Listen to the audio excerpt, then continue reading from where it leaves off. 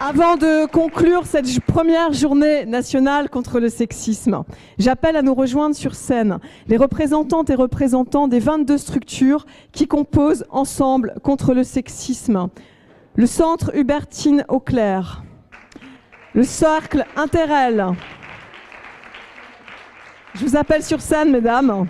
Un Centre Hubertine Auclair, venez me rejoindre pour la photo de famille et pour l'appel des 22. Brigitte Grésy, experte égalité et secrétaire générale du CSEP. La coordination française du lobby européen des femmes, la clé, l'excision, parlons-en, femmes ingénieures, femmes solidaires, Femix Sport, la Fédération nationale des CIDFF, la Fédération nationale Solidarité Femmes,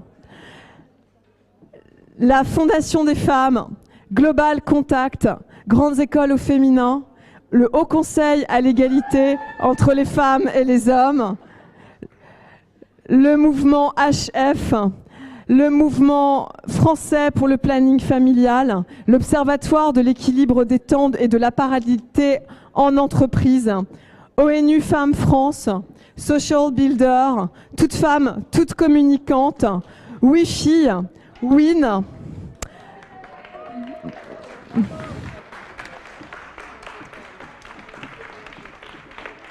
C'est le moment de l'appel des 22 contre le sexisme. Nous, membres du collectif Ensemble contre le sexisme, lançons en ce jour un appel, l'appel des 22 contre le sexisme, et nous faisons 22 propositions. Parce que l'éducation joue un rôle central pour construire une culture de l'égalité entre les femmes et les hommes, nous proposons de veiller à garantir une juste représentation des femmes et des hommes dans les programmes et les manuels scolaires, notamment en rendant visibles des femmes remarquables, et d'intégrer la question de l'égalité des droits entre les femmes et les hommes dans l'enseignement primaire et secondaire. Nous proposons de promouvoir les formations scientifiques et techniques auprès des filles et d'encourager les entreprises et centres de recherche à permettre à leurs employés ou aux étudiantes de participer à des actions de promotion des sciences ou de mentorat dans les établissements scolaires sur leur temps de travail. Parce que dans les lieux de travail se jouent des relations interpersonnelles entre les femmes et les hommes, nous proposons d'inviter les entreprises et les fonctions publiques à afficher une tolérance zéro contre le sexisme, à établir un programme d'action qui définisse des actes prohibés et les sanctions encourues et d'impliquer les hommes dans toutes ces actions. Nous proposons de rendre obligatoire dans les entreprises et fonctions publiques, à partir d'un seuil à déterminer, la mise en place d'une cellule d'écoute et d'un ou une référente chargée d'accompagner les victimes des violences sexistes et sexuelles. Nous proposons d'encourager l'intégration dans le dialogue social de l'entreprise d'actions de prévention et de traitement du sexisme et d'éliminer les biais de sexe dans les systèmes de classification et les procédures RH.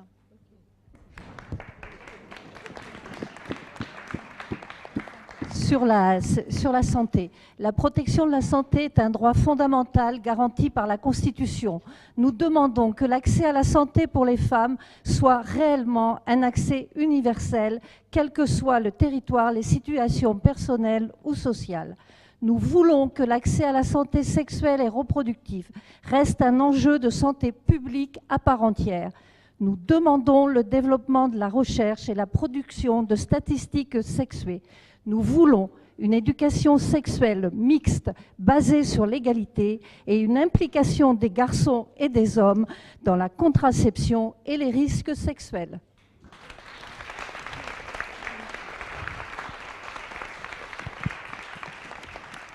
Dans l'art et la culture, nous proposons de valoriser le matrimoine et les œuvres de femmes, notamment dans les répertoires de formation artistique.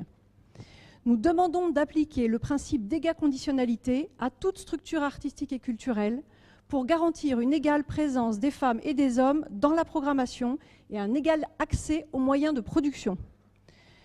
Dans le sport, nous proposons d'adapter et de promouvoir toutes les offres de pratiques sportives pour les rendre accessibles aux jeunes filles et aux femmes. Dans les médias, Nous proposons de renforcer les contenus audiovisuels valorisant la place des femmes dans la société.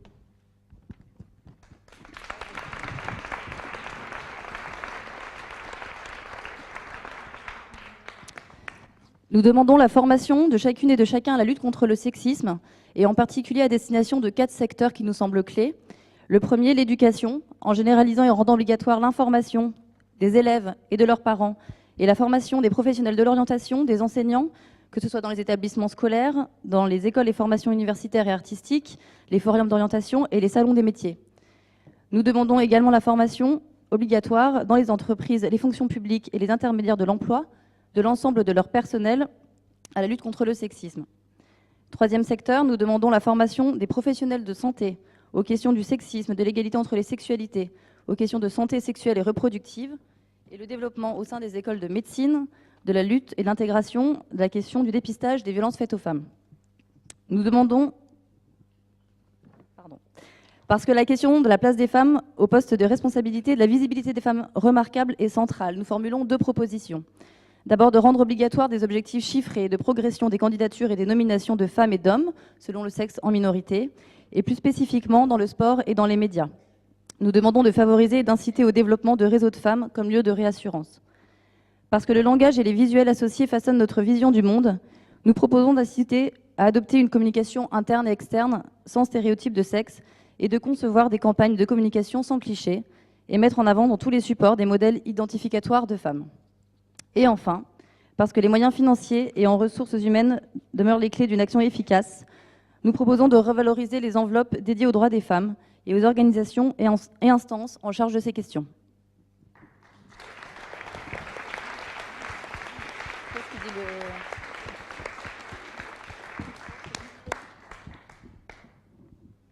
Enfin, nous, membres du collectif réunis ce jour avec vous, Ensemble contre le sexisme, pour la première journée de ce 25 janvier, nous demandons que cette journée devienne une journée nationale. Voilà l'ambition du collectif.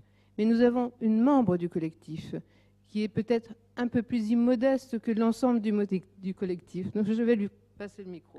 Oui, c'est le début, en effet, c'est le début d'une grande aventure. Et moi, étant dans l'international, je vous propose qu'on ait non seulement une journée nationale contre le sexisme, mais une journée mondiale contre le sexisme. Donc j'espère que vous allez être parmi nous, et je voudrais profiter de l'occasion pour vous dire c'est le début d'une grande bataille, je pense, avec laquelle on va être tout associés.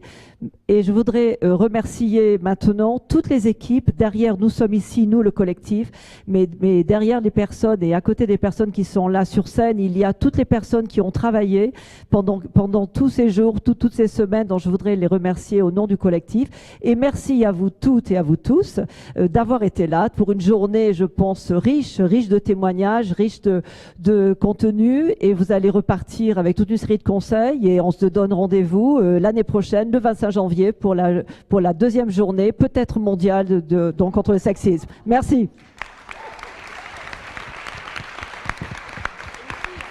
est 6h moins 5. Voilà.